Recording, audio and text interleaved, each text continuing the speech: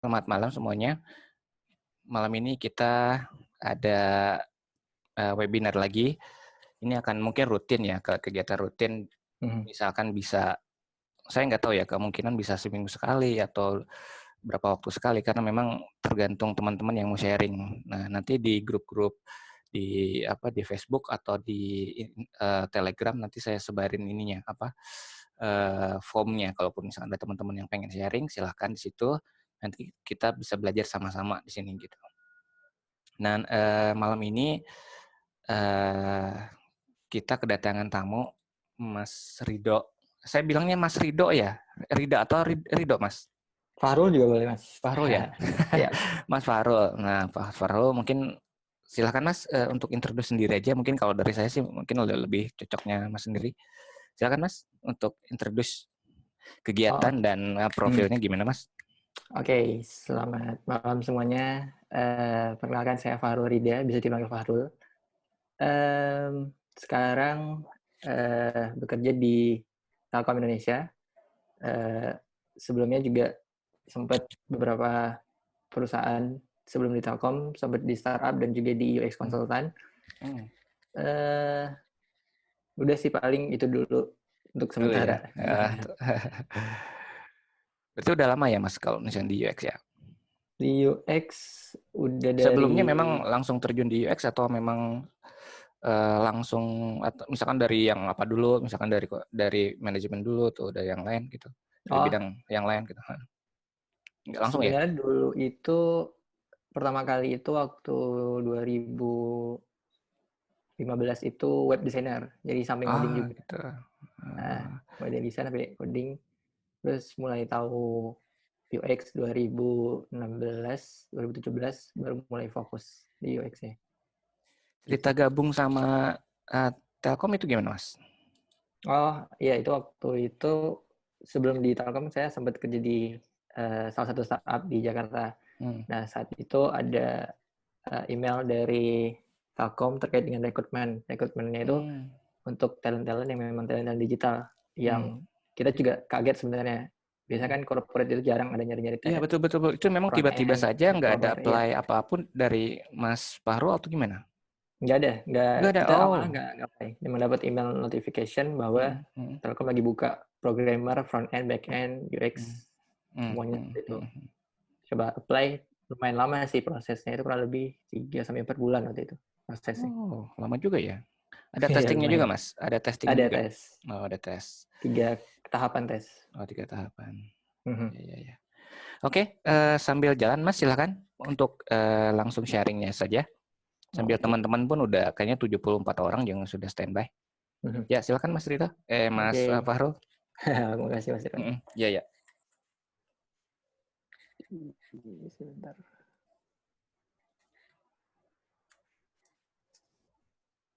Oke, udah Ya. kelihatan? Udah. Sip, sip, sip. Oke. Bismillahirrahmanirrahim. Assalamualaikum warahmatullahi wabarakatuh. Selamat Waalaikumsalam. malam semua teman-teman. Sebentar, Mas, Mas. Oh ya, gimana? Kalau oh ya, teman-teman kalaupun misalkan mau mau tanya, nanti ada sesi tanya jawab. Silakan di situ ada eh, apa? Mas kita exit dulu ya, Mas ya. Mas Oh, Fahrul ya, ininya, oke. screen-nya ya. Oke. Ini ada caranya. Nanti teman-teman bisa lihat di situ, di sini nih. Nah, ini nah ini kalaupun misalkan teman-teman nanti ada sesi tanya jawab, silakan tanya, acungkan tangan, raise hand. Di, di situ ada kalaupun misalkan teman-teman pakai aplikasi Zoom, di situ ada 3 titik ini nih, 3 menu ini yang ke atas, terus ada pop up, terus di situ ada raise hand. Nah, di situ nanti teman-teman bisa klik itu, nanti ada notifikasi ke kita bahwa kamu akan nanya gitu loh. Itu di aplikasi Zoom ya. Terus di desktop, nah teman-teman juga bisa raise hand juga. Nah, di sini nih di di kanan bawah di situ ada tombol raise hand. Nah, itu bisa diklik di situ ya. Nah, itu aja sih sebenarnya. Oke, silakan Mas Fahrul. Oke, siap Mas. Oke.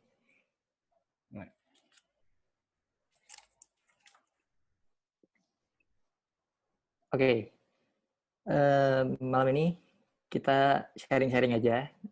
Nanti mungkin lebih banyak tanya jawabnya, kita sharing. Boleh, boleh. Bareng-bareng saya juga belajar juga. Jadi kita saling belajar di sini. Sedikit intro, mungkin tadi sekilas sudah sempat ditanyain sama Mas Irwan. Sekarang saya di Telkom sebagai UX lead di salah satu tribe, terutama tribe enterprise di Telkom. Sebelumnya saya sempat kerja di salah satu startup di Jakarta dan juga sempat kerja juga di salah satu UX consultant di Jakarta. Kebetulan saya juga memang suka sharing, senang sharing, makanya bisa join malam ini juga karena senang sharing dan senang belajar. Terus kalau mau nanya-nanya mungkin nanti di luar forum ini bisa teman-teman nanya via Instagram juga boleh. Boleh, boleh. Oke, mungkin boleh 1-2 orang, mungkin kira-kira ekspektasi teman-teman itu ikut kelas malam ini apa sih? Boleh ya, Mas Irwan? Boleh, boleh, boleh. Silakan diketik atau diketik aja kali ya kalau yang boleh, boleh. Kira-kira ekspektasinya dari acara webinar malam ini apa? Silakan teman-teman. Halo? Di chat silakan. Ada?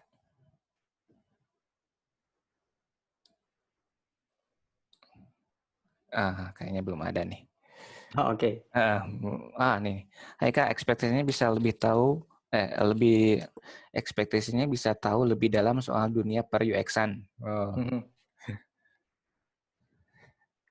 Pengen tahu budaya UX prosesnya dan lain-lain di corporate. Oke. Lumayan banyak. Oke. Boleh. Semoga ya. nanti ekspektasi teman-teman juga tersampaikan di sesi kali ini. Jadi yang akan kita bahas malam ini itu terkait dengan mendefinisikan apa itu user experience, terus juga apa itu user experience design, memahami berbagai elemen user experience, terus juga apa sih UX designer kerjain itu, apa sih responsibility-nya. Terus nanti di terakhir kita boleh sharing, nanya-nanya terkait dengan UX, apapun itu boleh. Nah, di sini saya yakin semuanya punya rasa kreatif. Karena semuanya harus percaya diri dan yakin kalau semua kita itu terlahir sebagai seseorang yang kreatif. Butuh kepercayaan diri dari diri kita masing-masing untuk bisa yakin bahwa kita itu kreatif. Ini penting. Nah, selain kreatif, setelah kita percaya dengan kemampuan kreatif yang kita miliki, terus kita harus mengasah kreativitas kita itu. Sehingga kita harus coba mengimplementasikan di proyek atau pekerjaan nyata kita.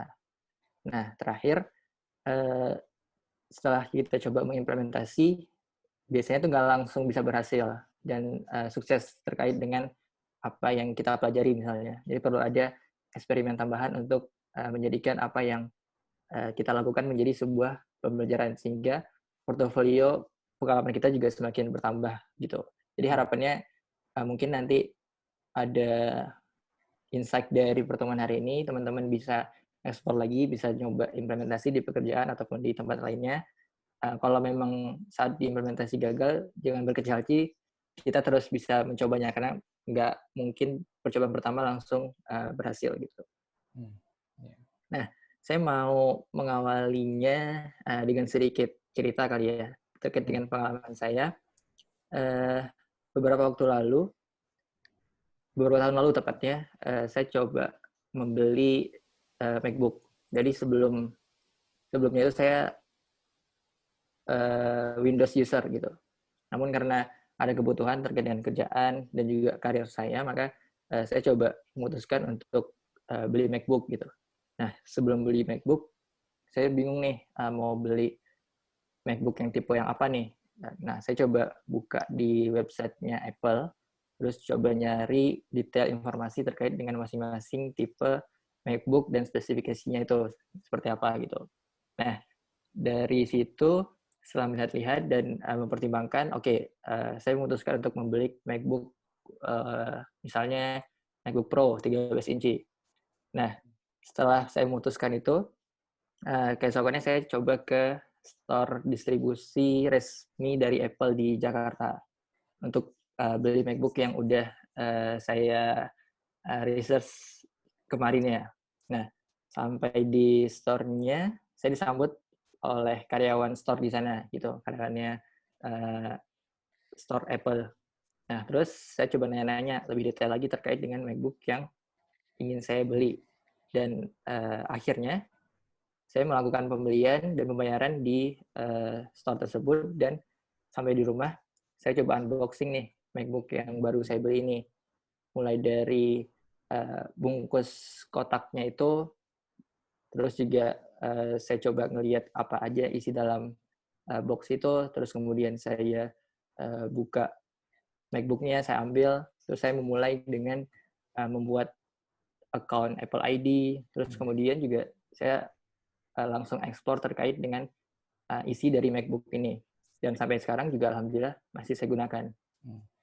Nah, mungkin teman-teman di sini dari cerita singkat saya tadi itu memperhatikan bahwa ada banyak touch point sepanjang pengalaman saya tadi beli MacBook gitu. Nah, yang pertama itu ada terkait dengan situs website. Jadi saya itu sebelum beli MacBook, saya berkunjung ke webnya Apple, apple.com. Terus kemudian setelah itu, keesokan harinya saya ke retail atau store toko Apple, toko fisiknya gitu, yang saya kunjungi, dan di sana juga saya bertemu dengan perwakilan Apple, yaitu karyawan store tersebut. Jadi saya nanya juga bertemu dengan mereka di sana. Setelah itu, ada touch point lain yaitu produknya. Itu terkait dengan si MacBook-nya itu sendiri. Mulai dari pengemasannya, terus proses unboxing-nya, dan juga fisik dari MacBook-nya itu sendiri. Dan terakhir, touch point-nya adalah digital, terkait dengan sistem operasi di MacBook ini, terus kemudian tampilannya, experience saya merasakan OS-nya, dan juga fungsi MacBook itu sendiri. Nah, sebenarnya secara teknis, semua itu adalah pengalaman pengguna atau user experience yang saya alami selama membeli MacBook kemarin. Dan pengalaman itu berlanjut saat saya menyusun presentasi malam ini di MacBook saya ini. Nah, setiap bagian dari pengalaman atau experience yang tadi saya alami itu dirancang sedemikian rupa. Contohnya tadi pertama touchpoint-nya adalah website apple.com, itu dirancang oleh pengembang web ataupun developer yang berbakat, dan juga dari ada teman-teman UX designernya di sana. Nah, terus kemudian saat touchpoint kedua di toko di retailnya itu, di sana juga ada perancangnya itu, perancang arsitek tokonya itu. Terus kemudian juga dari touchpoint ketiga terkait dengan device-nya, MacBook-nya, itu juga dirancang oleh perancang industri atau insinyur dan banyak lagi lainnya. Dan juga begitu terus seterusnya. Ada bagian-bagian yang terlibat dari experience sepanjang saya membeli MacBook itu tadi. Nah, dari cerita experience atau pengalaman singkat saya tadi, kita coba tarik benang merah terkait bahwa meskipun gak semua orang punya title user experience yang spesifik gitu, tapi hampir semua dan setiap karyawan di suatu perusahaan, misalnya kayak contoh Apple tadi, itu terlibat dengan pengalaman pengguna atau user experience.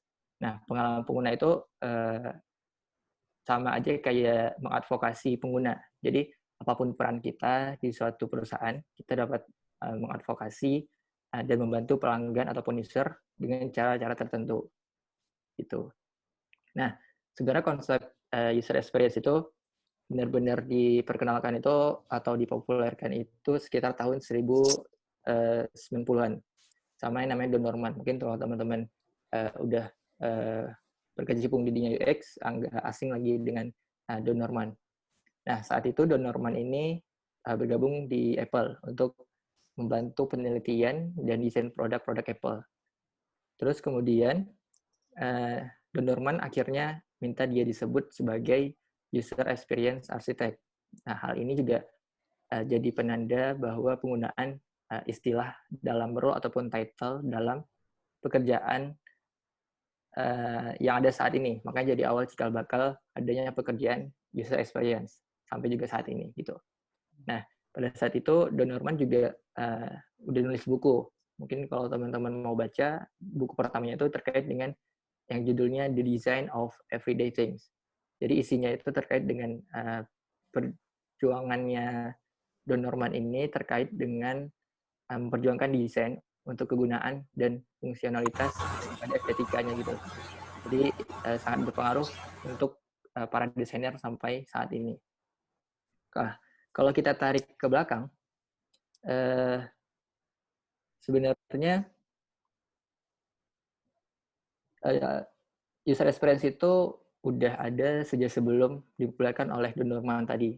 Bahkan ada beberapa artikel juga yang menyebut udah ada sejak sebelum Masehi. Cuman mungkin namanya belum sekeren sekarang kali ya, bukan user experience gitu.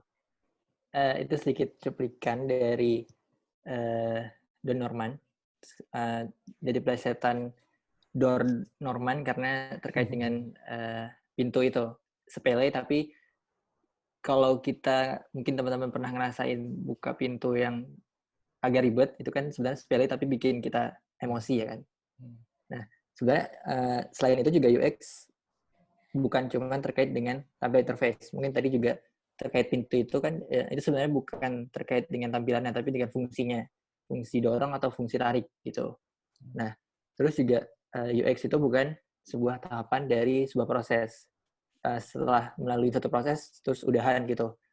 Tapi UX itu sebuah proses yang terus berjalan dan beriterasi mengikuti perkembangan yang ada. Makanya ada istilah proses yang disebut design thinking. Nah, UX juga bukan hanya tentang teknologi.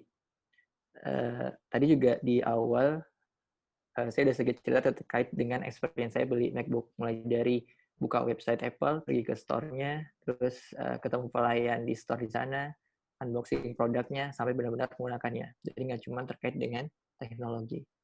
Nah, UX juga bukan terkait dengan usability. Beberapa kesalahpahaman yang ada saat ini itu adalah terkait dengan yang mengatakan bahwa jika sebuah produk mudah digunakan, maka dapat dikatakan mempunyai UX yang bagus. Atau ada juga yang bilang sebuah produk yang menarik, maka akan mudah digunakan. Pada elemen yang ada pada UX itu terdapat elemen, salah satunya adalah usability. Jadi kita bisa simpulkan usability itu memang bagian dari UX, tapi nggak cuman usability itu bukan cuman bagian dari UX, tapi ada elemen-elemen lain. Nah, usability itu sendiri dilihat dari sejauh mana sebuah task ataupun kegiatan mudah dikerjakan dalam sebuah produk. Seminimal mungkin tahapan yang dikerjakan itu mencapai tujuan tertentu. Misalnya sebuah produk dan gimana pengguna atau usernya itu ngerjain sebuah task itu dengan produk tersebut gampang gitu. Sedangkan pada UX itu sendiri lebih ke penekanan lebih luasnya lagi, yaitu terkait dengan apa yang user atau pengguna rasakan saat gunain produknya, terus juga gimana produknya bisa bangkitin perasaan emosional, terus juga terkait dengan gimana user ataupun pengguna dari sebuah produk itu bisa meningkatkan nilai dari tugas yang dikerjakan itu. Nah, sebenarnya untuk mendapatkan user experience yang baik itu dimulai dari sebuah produk harus berguna dulu.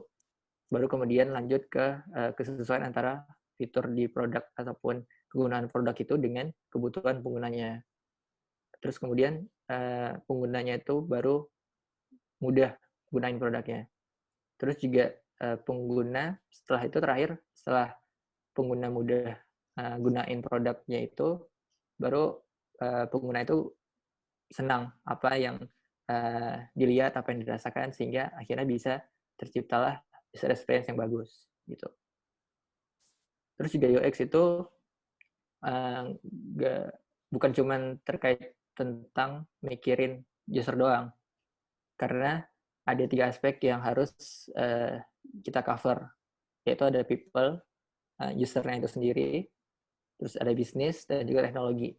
Nah, irisan ketiganya itu adalah ranahnya UX. Makanya ada sebutan UX sweet spot karena memang berhimpitan dan beririsan dari ketiga elemen tersebut.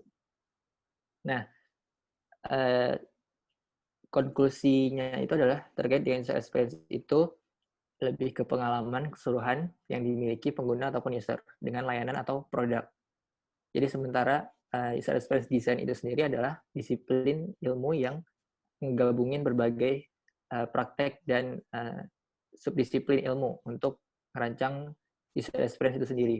Jadi ada banyak, mungkin di luar sana kalau teman-teman search di Google ada banyak diagram Venn sejenis ataupun isinya beda-beda.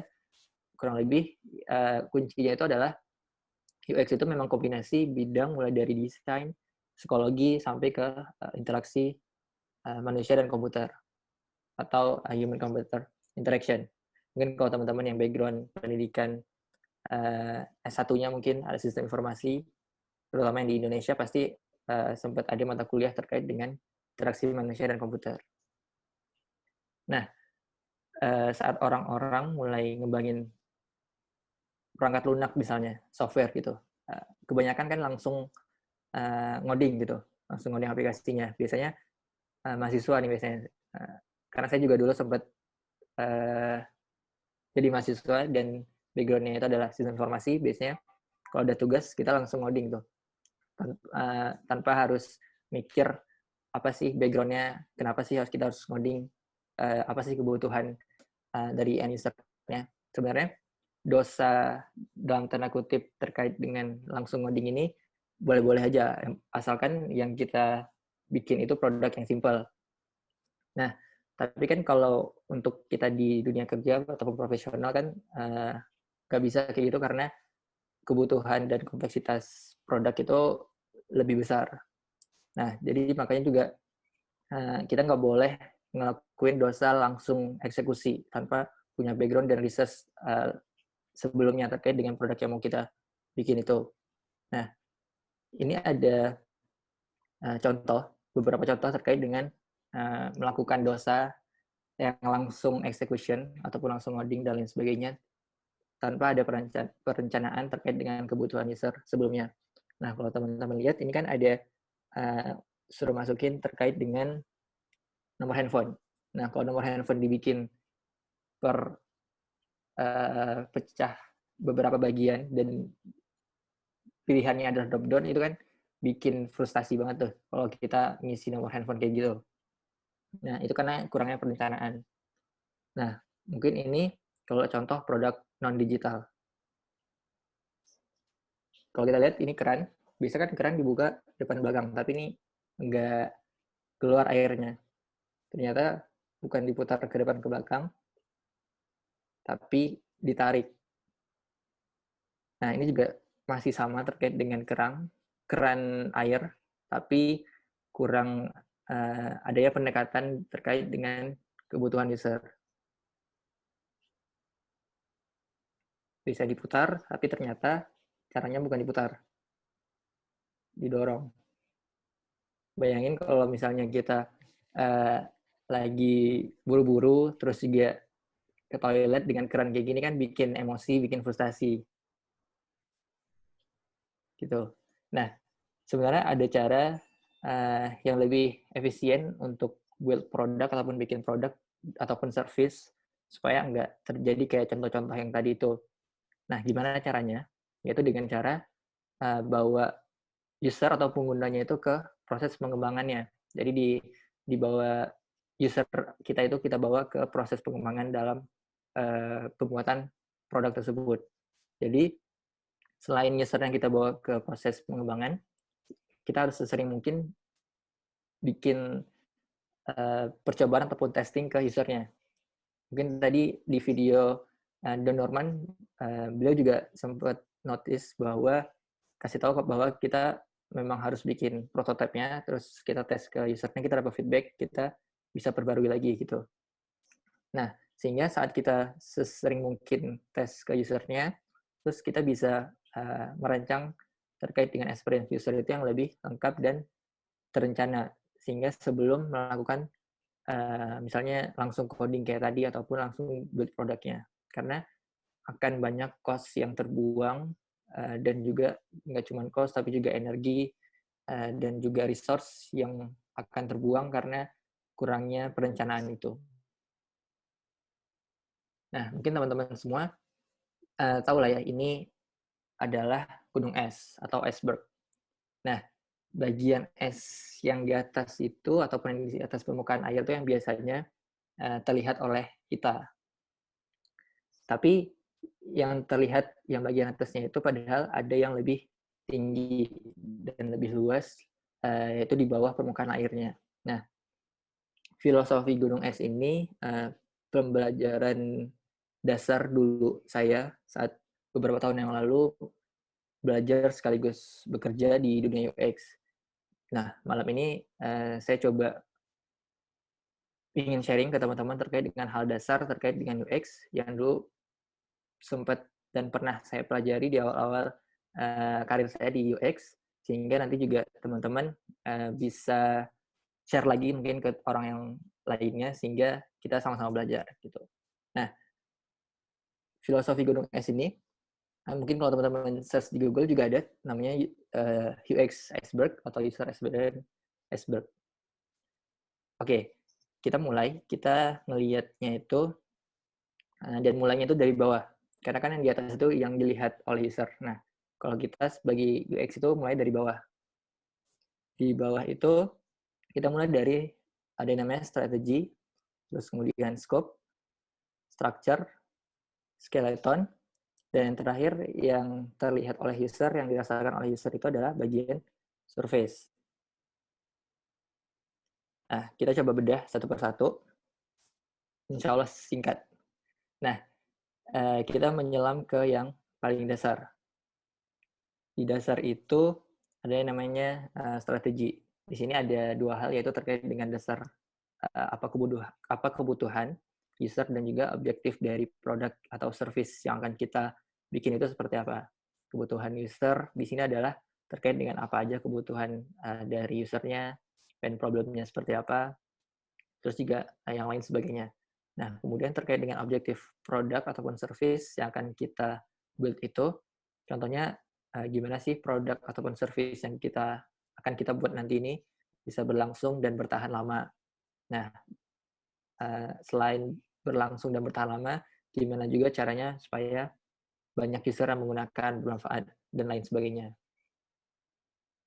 Nah, kemudian kita agak naik sedikit, ada yang disebut dengan scope. Nah, di sini terkait dengan spesifikasi, fungsi, dan konteks dari bagian-bagian produk atau service yang akan kita build atau kita kerjakan.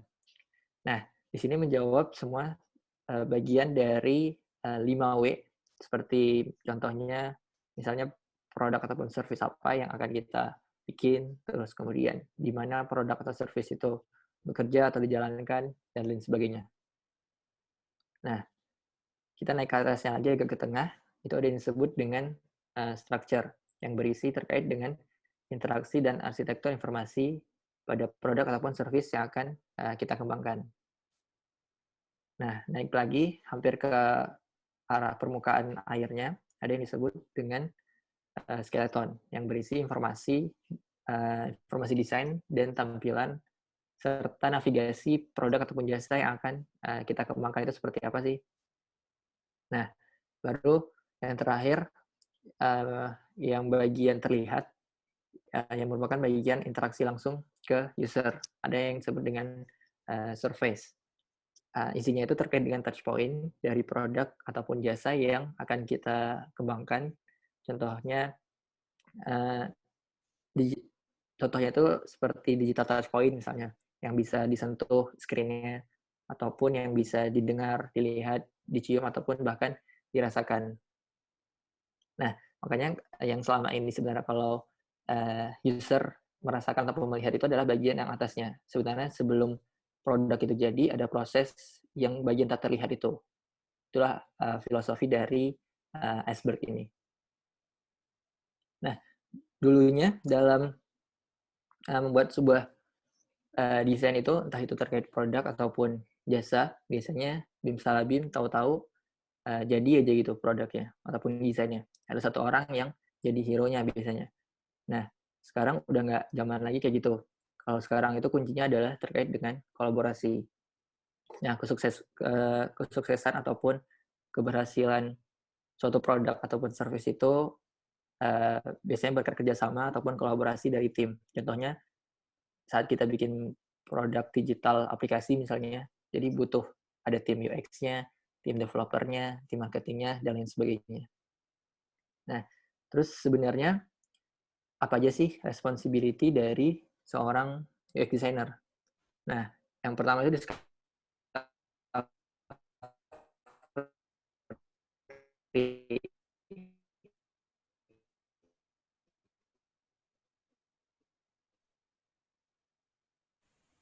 Kenapa di sini mengarungi lautan? Contohnya yang terkait dengan mencari tahu seluas-luasnya terkait dengan kebutuhan user, stakeholder, kompetitor analisis misalnya, dan lain sebagainya. Nah, semua itu biasanya kalau dirangkum ada yang disebut dengan proses research. Tadi di penjelasan UX Iceberg itu paling dasar itu kan terkait dengan mencari user needs. Baru mulai naik ke tahapan ke atasnya sampai ke permukaan air laut. Nah, selanjutnya yang kedua itu responsibility dari UX designer itu sebenarnya terkait dengan desain. Setelah informasi, insight, feedback, dan lain sebagainya itu baru selanjutnya dilakukan tahapan desain. Bisa desain terkait solusi, ide, dan lain sebagainya. Nah, dua responsibility besar ini pastinya lebih detail, nggak cuma discovery sama desain aja, karena lebih kompleks lagi. Karena dengan mengadopsi berbagai framework dalam proses mengembangkan produk atau jasa. Mungkin kalau teman-teman yang sekarang bekerja di pengembangan perangkat lunak, mungkin familiar dengan yang namanya proses framework Scrum ataupun Agile dan lain sebagainya. Nah, terus pertanyaannya, kalau ada teman-teman yang mau memulai karir ataupun switch karir, ataupun sebenarnya udah terjun nih di dunia UX tapi masih bingung sebenarnya skill apa yang harus dimiliki seorang UX designer. Kita analogikan membangun rumah misalnya. Jadi untuk bangun rumah itu perlu ada arsiteknya, perlu ada perencana bangunannya. Terus juga perlu ada tukangnya, perlu ada yang instalasi listriknya misalnya, instalasi air, dan baru deh rumahnya jadi komplit. Nah, balik lagi ke pertanyaan awal dan filosofi yang membangun rumah tadi itu. Sebenarnya ada 7 poin penting skill yang harus dimiliki oleh seorang UX designer. Yang pertama itu terkait dengan paling penting adalah empati. Kenapa empati? Karena uh, seperti yang udah tadi kita pahami bersama, pekerjaan mendasar UX designer itu adalah discovery. Saya tahu terkait dengan kebutuhan user dan bisnis. Kalau kita nggak ada skill empati ataupun rasa empati, jadi kita akan sulit untuk mengetahui terkait dengan kebutuhan user, terus juga pain problem user seperti apa. Makanya yang paling penting itu adalah nomor satu adalah empati. Terus kemudian terkait skill research. Dalam UX research ada yang namanya generative research, ada evaluative research, ada kualitatif dan kuantitatif, ada beberapa metode juga. Mungkin nanti di lain kesempatan kita bisa bahas lebih rinci terkait dengan UX research. Nah, terus kemudian skill yang ketiga adalah analitik. Penting setelah kita melakukan research itu biasanya kita harus menganalisa, sintesa seluruh data yang udah kita dapat untuk nantinya itu bisa menghasilkan sebuah ide dan solusi bagi user. Nah, terus kemudian skill berikutnya adalah terkait dengan arsitektur informasi, yaitu bagaimana menata informasi bagi pengguna sehingga jelas dan berguna. Selain itu juga supaya informasi yang diberikan ke user itu nggak berlebihan, nggak over. Jadi karena ada teori terkait dengan manusia, kita ini ada keterbatasan dalam mencerna informasi yang terlalu banyak gitu. Terus juga kemudian skill berikutnya adalah terkait dengan wireframing dan interaction design atau UI design. Nah, yang nggak kalah penting, yang terakhir itu adalah skill komunikasi. Karena kita dari tahap awal itu udah melakukan komunikasi di proses discovery itu untuk cari tahu kebutuhan user, kebutuhan bisnis seperti apa. Nah, kalau cara komunikasi kita nggak baik, nggak lancar, jadi akan sulit untuk melakukan aktivitas lain sebagai UX designer. Nah, sebenarnya selain 7 skill ini, ada skill-skill lainnya yang juga menurut pandangan saya ini yang paling topnya, yang paling harus dimiliki. Karena pastinya ada skill-skill lainnya di luar dari 7 ini yang juga penting, tapi yang paling penting top teratasnya itu yang 7 ini.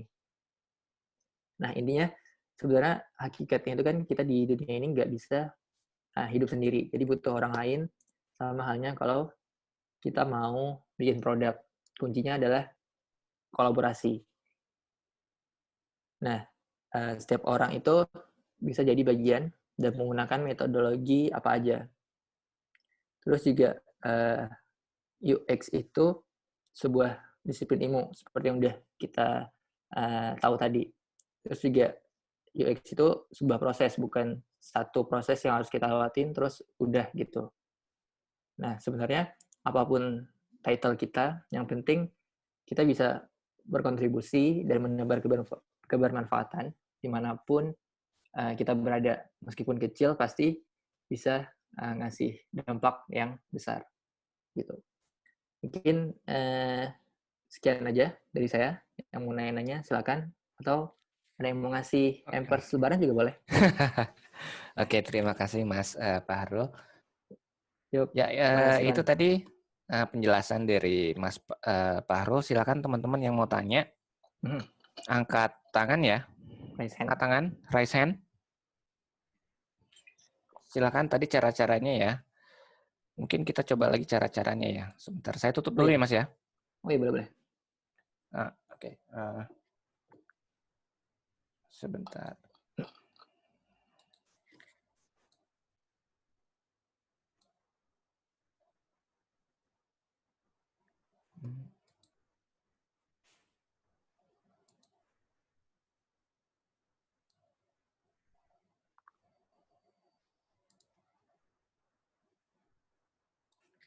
Ada yang mau tanya? Silakan.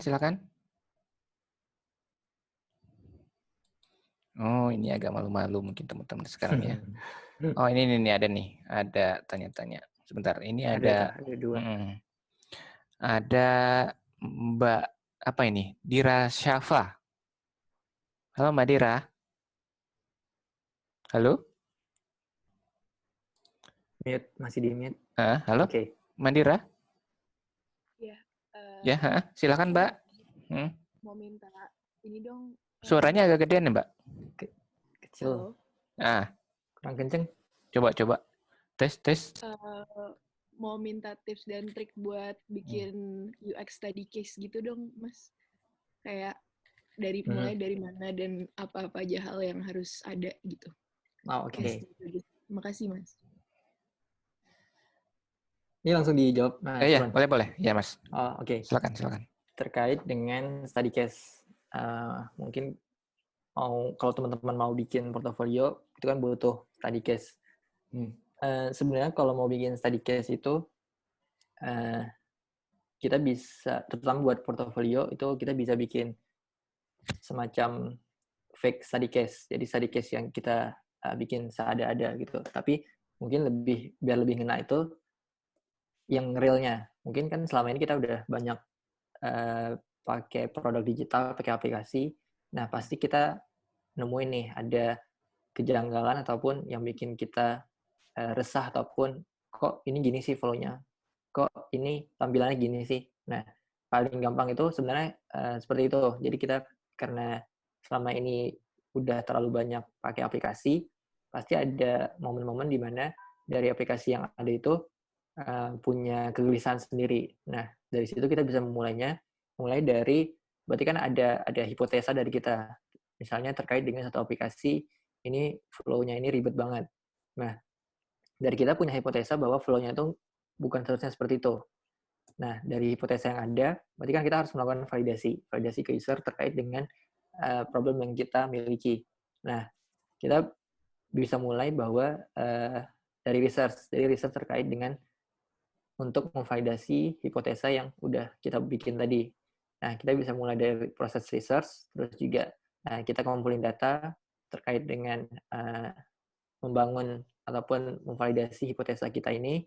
Terus kemudian nanti setelah research, kita analisa, sintesa hasil research-nya. Terus kemudian nanti dari situ kan udah ada kejawab nih terkait dengan hipotesa kita itu valid atau enggak. Kalau memang valid berarti ada sesuatu yang harus dirubah dari flow aplikasi tersebut. Dari situ kita udah bisa mulai masuk ke tahapan ideation untuk melakukan perubahan. Terus setelah itu, setelah ideation, kita bikin prototipe-nya, terus kita tes lagi nih ke user terkait dengan hipotesa yang udah valid tadi. Nah, setelah kita tes, dan kalau memang hasilnya itu user udah bisa menggunakan, udah berarti kita udah ngelakuin perjalanan terkait dengan pembuatan study case itu tadi. Jadi sebenarnya kalau teman-teman paham terkait dengan proses design thinking itu bisa dimulai dari tahapan awalnya research. Kalau teman-teman punya hipotesa, kita harus validasi hipotesa itu, ataupun memang teman-teman bisa jalan dari suatu ide ataupun dari aplikasi yang ada nih sebenarnya bisa dikembangin lebih nih. Nah, teman-teman punya ide berarti kan udah jump ke ideation-nya. Nah, teman-teman bisa validasi terkait idenya itu balik lagi ke research gitu. Kurang lebih gitu sih kalau mau terkait dengan study case. Oke, itu ya Mbak Dira ya. Ada lagi, ini ada Muammar Kadafi. Silakan Mas. Halo Mbak, Mas Muammar. Mbak. Ya, halo, silakan. Ada yang mau ditanyakan ke Mas Fahro? Kedengaran? Iya, ada. Kedengaran. Kedengaran. Silakan Mas.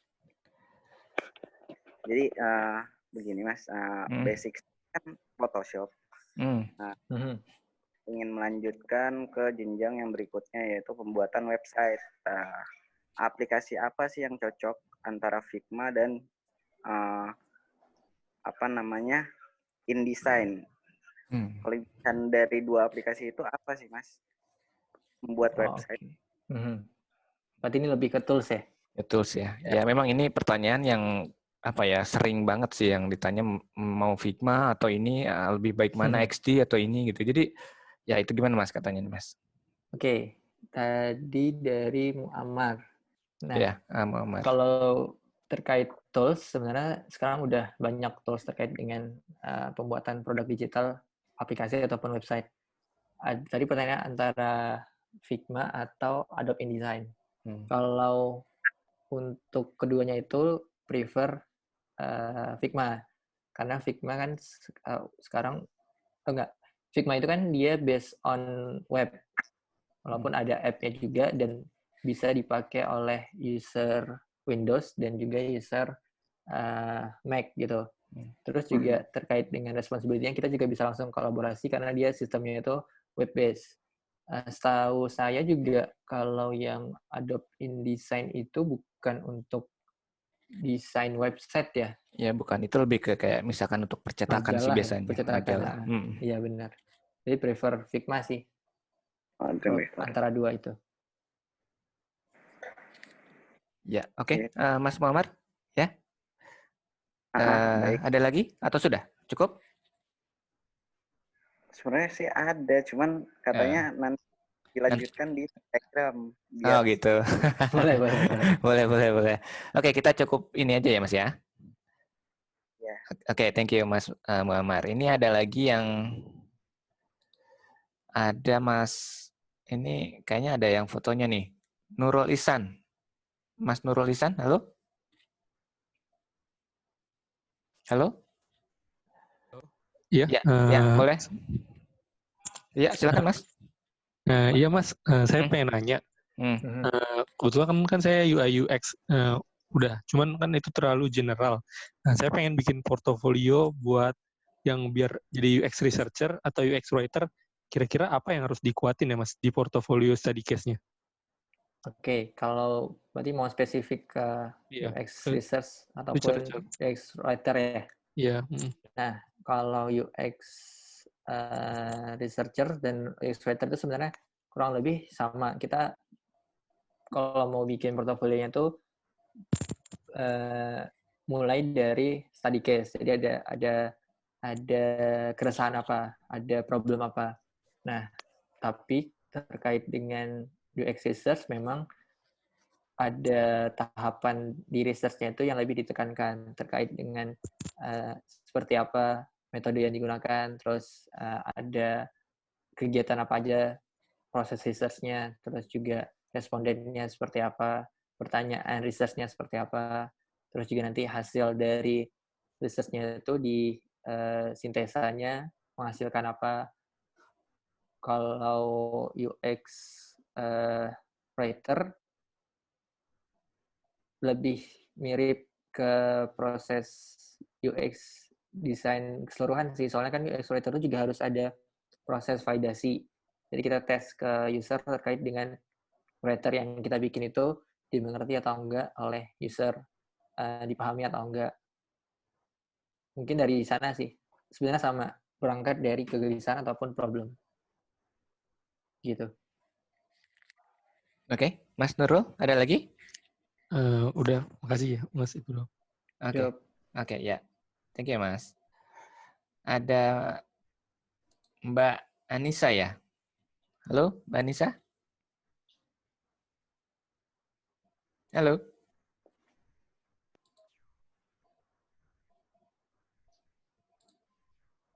Halo? Ya, silakan Mbak. Ada, ya boleh. Oh ya, oke. Tadi kan di slide-nya tuh dijelasin kalau UX designer itu terdiri dari discovery atau research ya, sama design. Tapi saya sering lihat di lowongan pekerjaan gitu, di job vacancy, UX designer sama UX researcher tuh kayak dibedain gitu ya. Bedanya tuh apa sih sebenarnya? Kenapa kalau di beberapa perusahaan itu dibedain, terus apakah sebenarnya job desk-nya tuh sama aja, tapi namanya beda-beda di setiap perusahaan atau gimana? Oke, good question. Dari Mbak Anissa. Dari Anissa ya, Mbak Anissa. Jadi kalau kita ngomongin UX design itu sebenarnya mencakup dari proses end-to-end research sampai high fidelity design.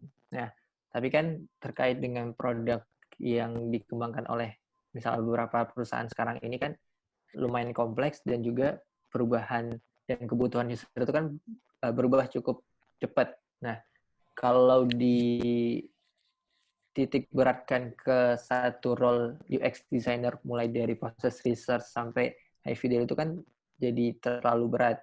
Makanya dipecah lagi tuh terkait dengan ada yang namanya UX research yang fokusnya itu adalah di bagian research, baik itu research ke usernya itu kan nggak cuman end user, tapi juga ke stakeholder terkait dengan bisnis. Terus juga ada role terkait dengan UI designer yang hanya bagian visual ataupun mengkonsumsi hasil dari wireframe misalnya seperti itu, ataupun ikut terlibat dari proses wireframe sampai dengan high fidelity. Terus juga ada juga yang memisahkan antara UX researcher, UX designer, dan UI designer. Termasuk di perusahaan saya sekarang di Telkom, kita punya 4 role. 4 role itu adalah UX researcher, UX designer, UI designer, sama UX writer. Nah, terkait responsibility-nya beda-beda karena dijadikan masing-masing fokus. Jadi kalau flow kerjanya itu dari UX researcher seperti yang saya sampaikan tadi, mereka memang fokus di bagian research ke end user dan juga ke stakeholder terkait dengan bisnis. Terus kemudian dari sana teman-teman researcher mengolah data yang didapat dari research sampai ke proses sintesa.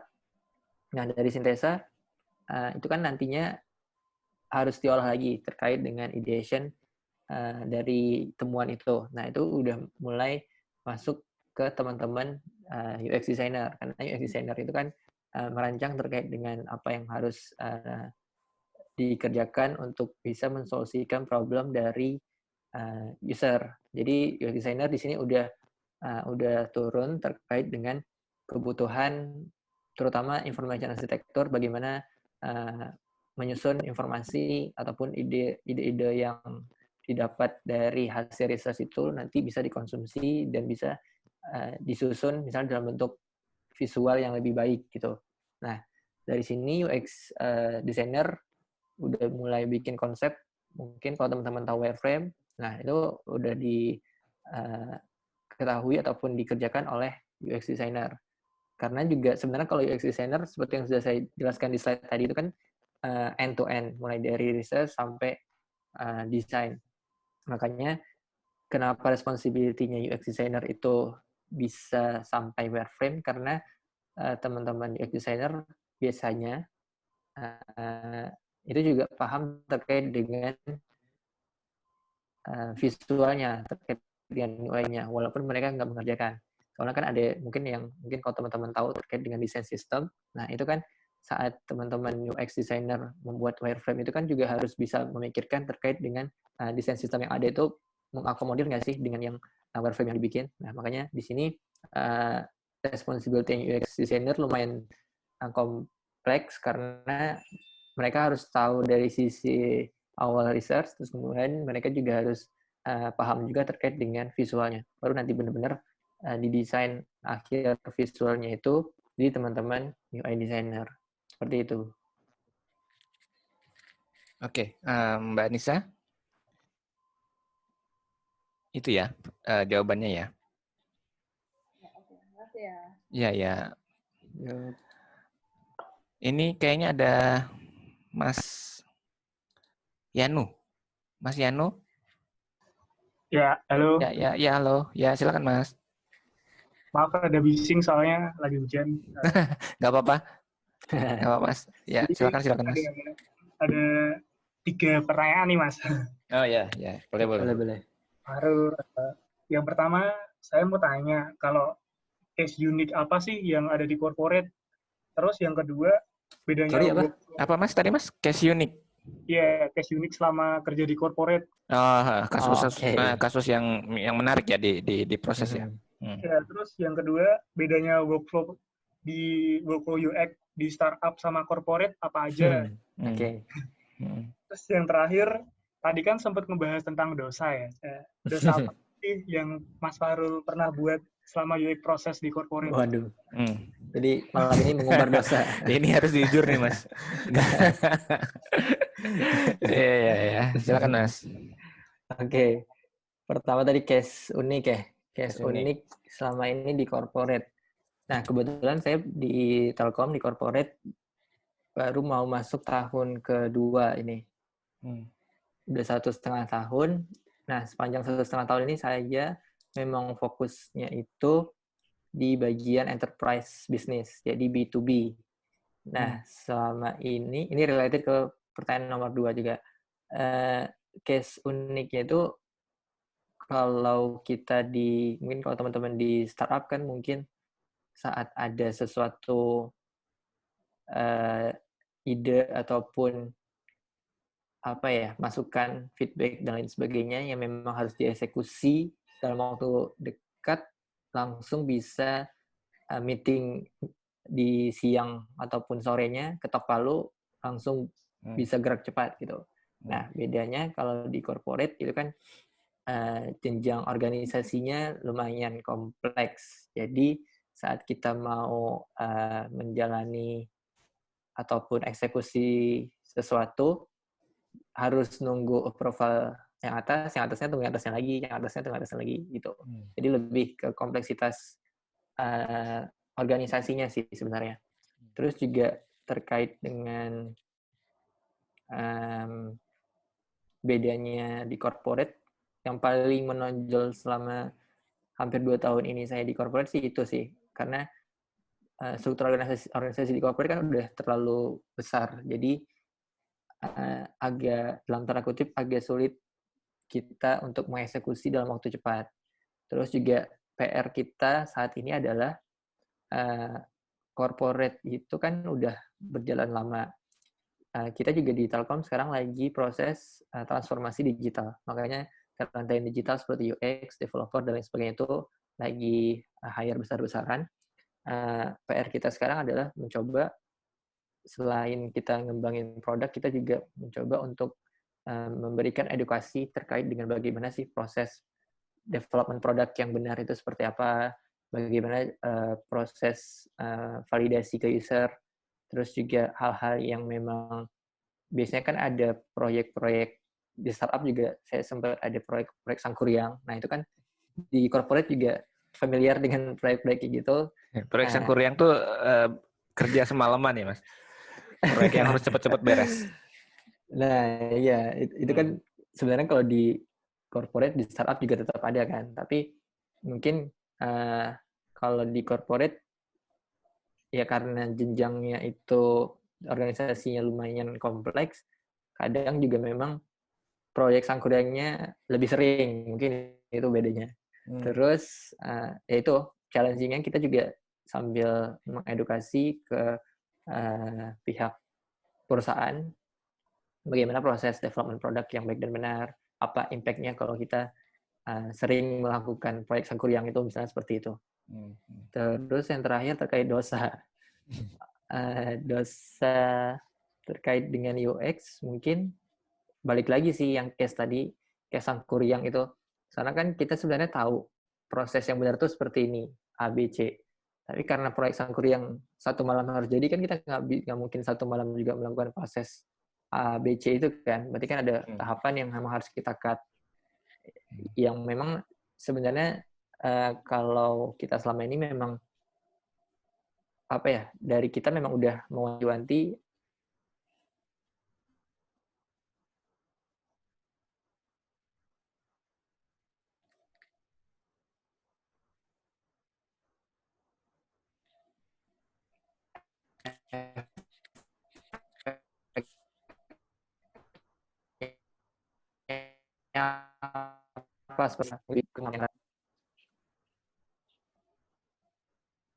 Ya, halo Mas Rida. Halo. Ya. Tadi agak delay ya, nggak apa-apa ya. Oh, oke. Mungkin ada lagi pertanyaan terakhir kali ya, karena memang udah hampir lebih dari 1 jam. Oh, itu iya. Mas Yanu ya, terima kasih ya. Oke, sekarang ada Mas Mudasir. Halo Mas Mudasir. Oh. Ya, halo. Ya, halo. Silakan Mas. Halo, ya, Mas. Malam. Ya, silakan. Ini kan UX designer, UX writer itu erat kaitannya sama software engineer atau teman-teman back-end. Gimana sih tektokannya sama mereka? Kalau misalnya nih prototipenya udah jadi, terus komunikasinya sama mereka gimana sih? Oke. Terkait dengan komunikasi antara kita, tim UX dengan tim developer. Sebenarnya kalau dari kita, proses pengembangan perangkat lunak itu kan terutama yang produk digital itu mungkin kalau teman-teman tahu ada framework namanya Scrum. Nah, di Scrum itu kan memang mengakomodir terkait dengan tim produk yang di dalamnya itu ada teman-teman UX, ada teman-teman developer, ada teman-teman bisnis, dan lain sebagainya.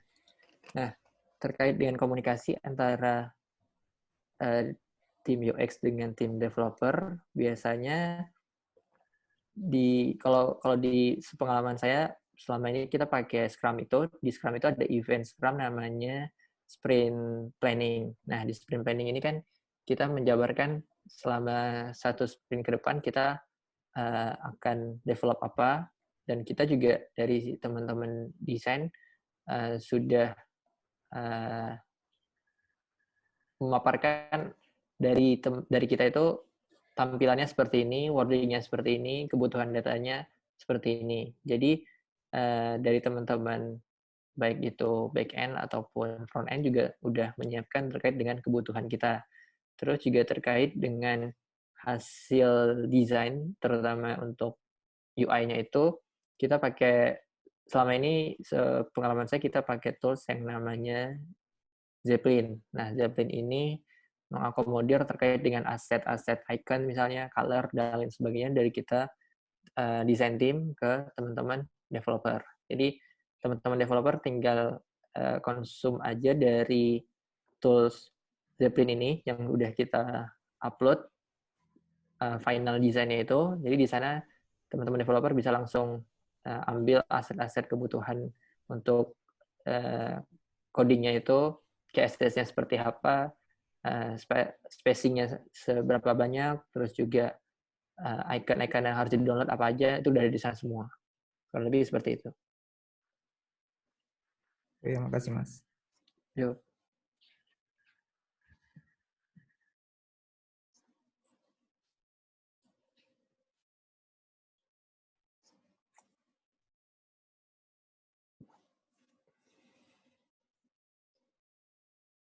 Mas Irwan di mute, Mas. Oh ya, sorry. Ya. Itu tadi pertanyaan terakhir mungkin dari teman-teman. Nah, kalau dari saya sih Mas ada satu pertanyaan nih. Karena apa ya? Memang trennya UX ini kan kalau kita bandingkan dengan 10 tahun yang lalu kan, mungkin belum terkenal sekarang ya. Dulu kan masih web designer lah disebutnya kan. Iya, betul. Belum ada UX writer dan lain-lain, belum ada researcher dan lain-lain. Nah, kalau dari sekarang ke depannya nih, kalau ada orang yang pengen berkarir nih Mas di UI UX, menjadi UI UX designer ini, prospeknya gimana Mas? Apakah akan banyak demand dari company atau nanti akan berubah lagi seperti apa?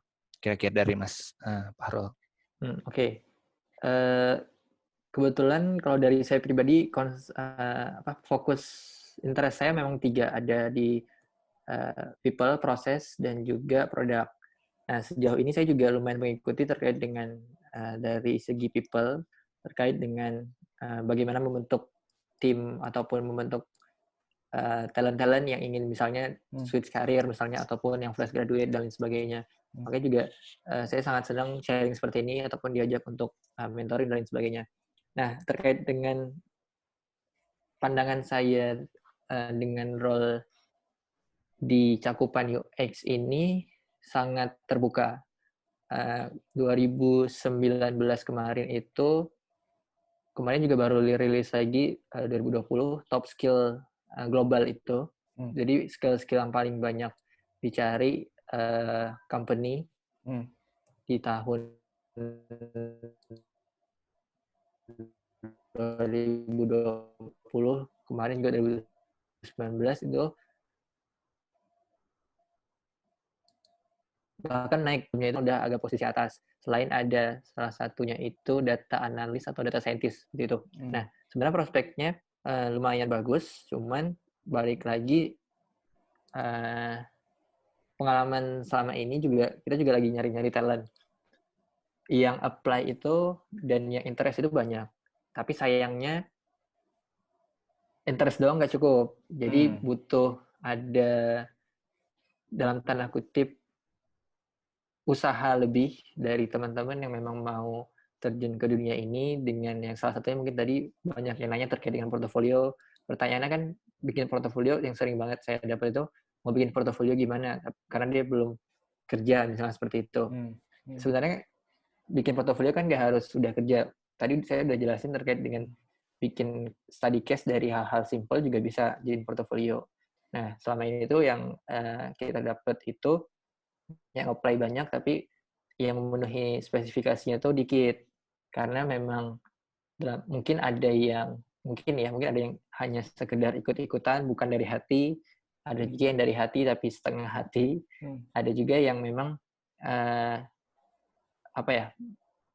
mungkin yang seperti udah saya sampaikan tadi butuh usaha lebih. Mungkin dalam artian ilmu mungkin ikut-ikut agar lebih sering ikut sharing-sharing seperti ini, jadi wawasannya lebih bertambah, tadi case portofolionya lebih dipertimbangkan lagi dan lain sebagainya. Seperti itu sih. Oke, thank you Mas. Oke, teman-teman, mungkin nanti yang mau tanya-tanya ya ke Mas Fahrul itu ada di mana Mas? Di Instagram ya? Instagram di aja DM. ya, di DM aja. Boleh nanti di Fahrul Rida ya, Fahrul Rida di Instagram. Terus ini ada kalau boleh minta file presentasinya katanya Mas, di mana ya kira-kira? Jadi kebanyakan mereka kan kalau gimana? Tapi kan nanti ini videonya kan di-upload juga kan di YouTube.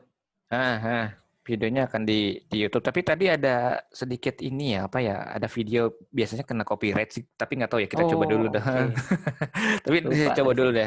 Saya coba dulu. Kalaupun misalkan nggak kena copyright, kalau kena copyright mungkin saya akan potong tuh Mas bagian videonya. Oh ya, nggak apa-apa. Nah, jadi nanti teman-teman kalau yang mau lihat presentasi tadi mungkin bisa dilihat video di YouTube-nya kali Mas ya. Iya, betul.